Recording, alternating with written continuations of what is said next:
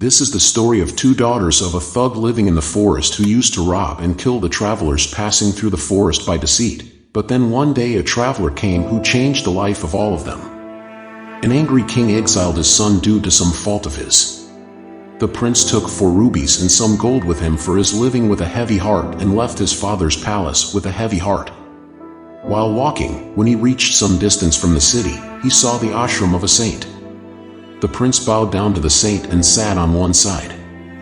When the saint saw his sad face and the expensive clothes on his body, the saint asked him, "Child, who are you and how did you come here?" The prince said, "Maharaj, I am Mahendragupta, son of King Chandragupta. My father has exiled me, that is why I am going abroad. I saw your ashram on the way and I thought of visiting you too."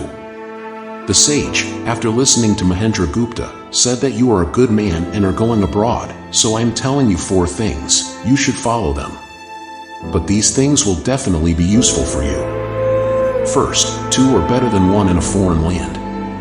Second, do not eat food prepared by someone else in a foreign land. If you have to eat, feed it to an animal first. Third thing is that do not sleep on someone else's bed in a foreign land.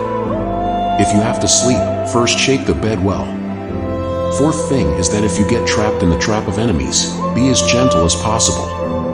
And achieve your objective by telling the words of wisdom. The sage said, "Always remember these 4 things of mine." After listening to the sage's words, the prince bowed to the sage and set out for part. When many days passed while walking, he reached a forest and there he saw that an eagle was flying with a baby turtle. By chance, the baby fell out of the eagle's claws. When Mahendragupta saw the tortoise's baby in pain, he felt pity for it. He thought that he should raise this baby. By raising this baby, 2 things will happen. Firstly, the life of this baby will be saved, and secondly, the first thing said by the saint will also be fulfilled, that 2 are better than 1 in a journey and days will pass easily while talking to it. Thinking all this, Mahendragupta took the baby with him and now the baby turtle also accompanied him on the journey. After a few days of journey, the prince saw a nice place. Reaching there, he ate and drank something and then said to the baby turtle, "You sit here, I will sleep for a while." Saying this, Mahendragupta slept under a tree. A snake and a crow lived on top of the same tree. It was the custom of both of them that when a traveler stayed under that tree, the snake would bite him and the crow would take out his eyes. When the snake saw the sleeping traveler, it came down from the tree and bit the prince. As soon as the snake bit, the prince died. After some time, when the turtle saw Mahendragupta, he got very scared seeing him dead and started crying sitting on Mahendragupta. Just then the crow also came down from the tree, and as soon as it tried to take out Mahendragupta's eyes, the turtle pounced and caught the crow's neck with its mouth. The crow tried very hard, but the turtle did not leave it. Then the crow called the snake.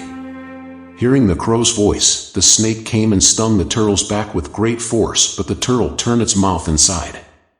The snake stung the turtle's back many times, but every time the turtle turned its mouth inside. When the snake could not control the turtle, it requested the turtle to release his friend. Hearing this, the tortoise said, "No, you have bitten my friend. Now I will also kill your friend. If you leave my friend, I will make your friend alive." Saying this, the snake put its mouth on the bitten area and sucked out the poison from Mahendragupta's body and said, "Now leave my friend."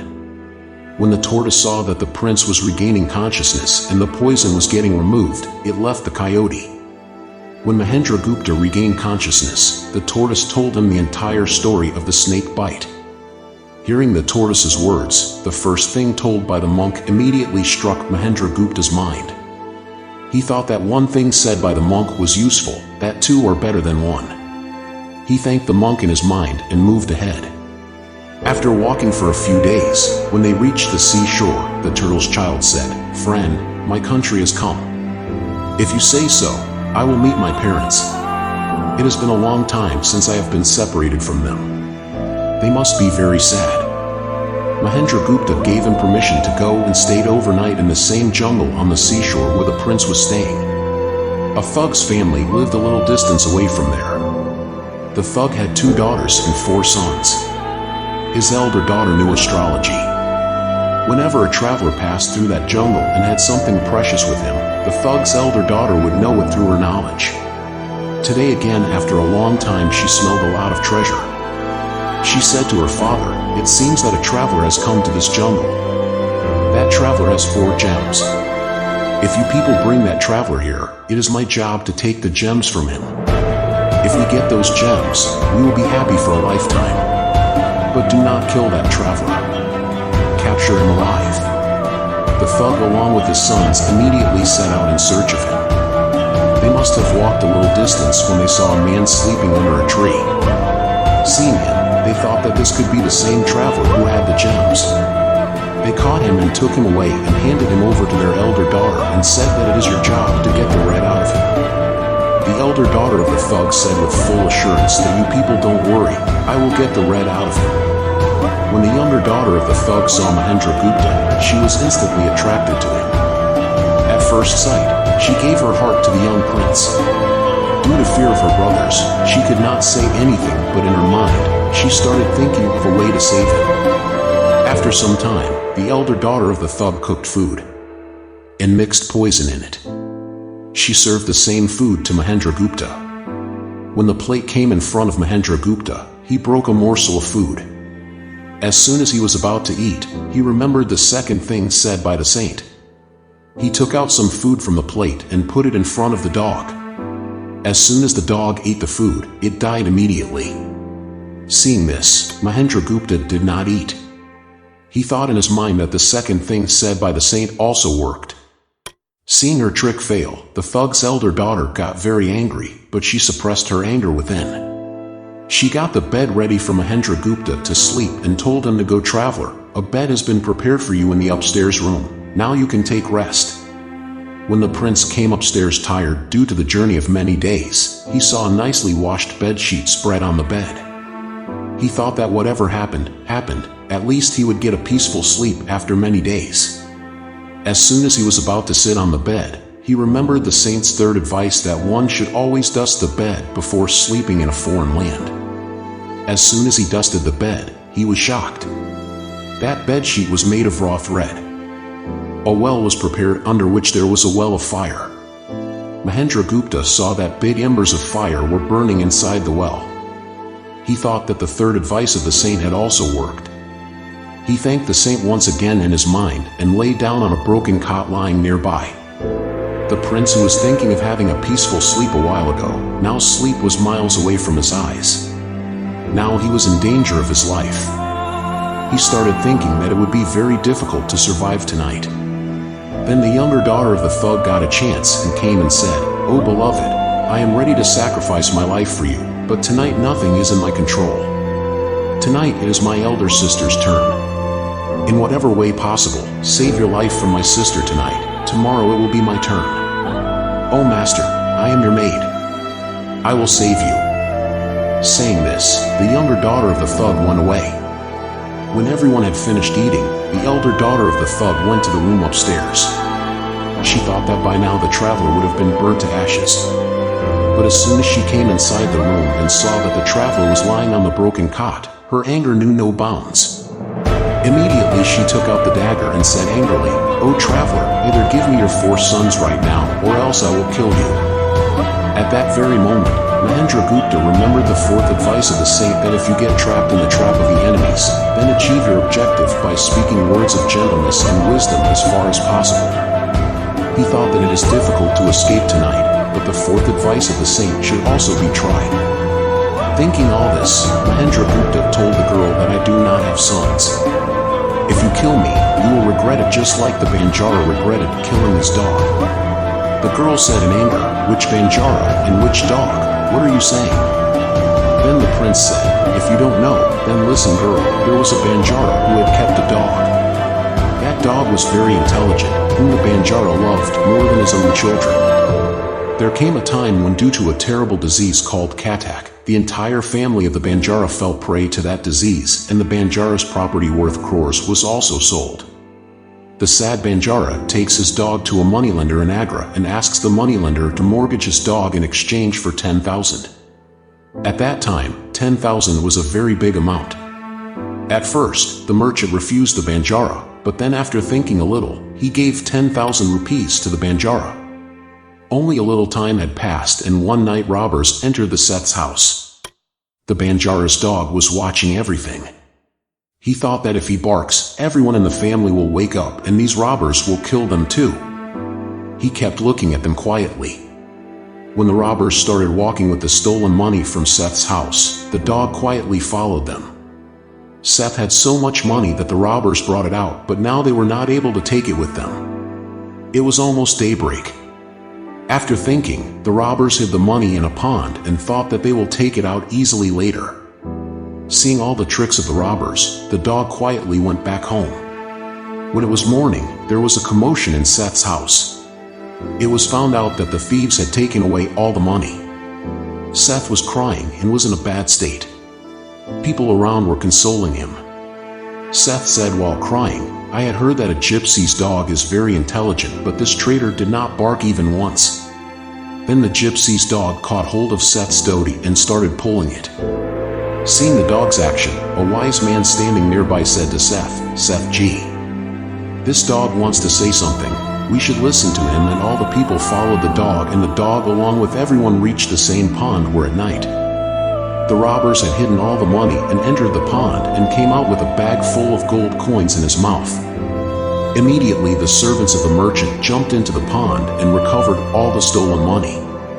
Seeing all this, the merchant with tears in his eyes says to the dog, "Forgive me, I have spoken badly to you." The merchant called for the same paper and wrote a letter to the gypsy, "Brother Gypsy, your dog has completed my 10,000 rupees. I am sending your dog to you. If you need another 10, 20, 50,000 rupees, then come and take it from me. I thank you from the bottom of my heart for leaving such an intelligent dog with me." The merchant hangs the letter around the dog's neck and bids him farewell with teary eyes. When the dog reaches the gypsy after 4 or 5 days after roaming around, the gypsy's body catches fire on seeing the dog coming. He says, "I had mortgaged you to the merchant and you ran away from there. You have made me feel insulted." The Banjara, blinded by anger, immediately takes out his pistol and shoots the dog and sits there holding his head. After some time, when his eyes fell on the slip hanging around the dog's neck, the Banjara takes out the slip and reads it. As soon as he reads the slip, the Banjara explodes. He roars and cries bloody tears. But what could have happened now? Mahendra Gupta narrates the story of the Banjara and tells the daughter of the thug, "Listen to another story, girl. A king had a very intelligent and educated parrot. He was very clever. One day the king took the parrot with him to take a bath in the Ganga and made him sit on the god and started taking a bath himself. Then the parrot's eyes fell on the amarfal which was flowing in the river nearby. He took it out of the river. And when the king came, he gave him the amarfal and said, 'Maharaj, this is the amarfal, please eat it.' The king said, 'What will I do by eating the amarfal alone? I will plant it in my garden. When it will bear fruits, then I will make all my family immortal by feeding them.' Returning from bathing in the Ganga, the king gave the fruit to the gardener and said to plant it in the garden. In a few days, the tree started blooming and bearing fruits. One day, a ripe fruit fell from the tree and a snake smelt it, which made it poisonous. The unknown gardener came to the king with the immortal fruit. The king was very happy to see the fruit, and after thinking a bit, he first gave the fruit to the dog to eat because the king was a great politician and thoughtful. He knew that it is not right to eat anything without thinking. The king fed the fruit to the dog and the dog died. Seeing this, the king got angry and said to his parrot, "You dishonest parrot, you wanted to kill us by poisoning us." Saying this, the king killed the parrot in anger and told the gardener to put a fence around this tree so that no one could eat its fruit. One day, in the same city, a fierce fight took place between a mother-in-law and daughter-in-law. The old lady came out of the house and said, "Today I will go to the king's garden and eat the poisonous fruit." Saying this, she came into the garden. And as soon as she plucked the fruit and ate it, she became a 16-year-old girl. When the king got this news, it did not take him long to understand the whole matter. The king felt very sad and said that in reality this is the immortal fruit. I killed such an intelligent parrot in vain. It became morning while narrating this story. Then the thug's daughter said to Mahendragupta, "Today you saved your life by luring me into conversation, but tonight it is my younger sister's turn. She will not leave you alive at all." When the thug's younger daughter came to know that Mahendragupta was alive and absolutely safe, her happiness knew no bounds. To show it to her sister, she said superficially, "You be rest assured, sister, today I am not going to leave you without taking red from him." The girl brought him near the tree. Under the tree, Mahendragupta immediately jumped and sat on it. As soon as Mahendragupta sat, the thug's daughter made the camel run. The thug kept looking at his hand. The thug's daughter and Mahendragupta traveled for many days and reached a city and both settled there. There Mahendragupta spent his days comfortably with the thug's daughter, and when his exile period was over, he took her to his kingdom and married her and lived a happy life.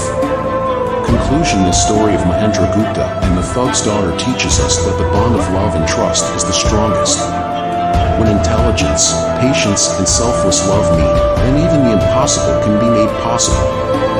No matter how difficult the circumstances in life, right decision, patience, and mutual trust can take us out of every crisis.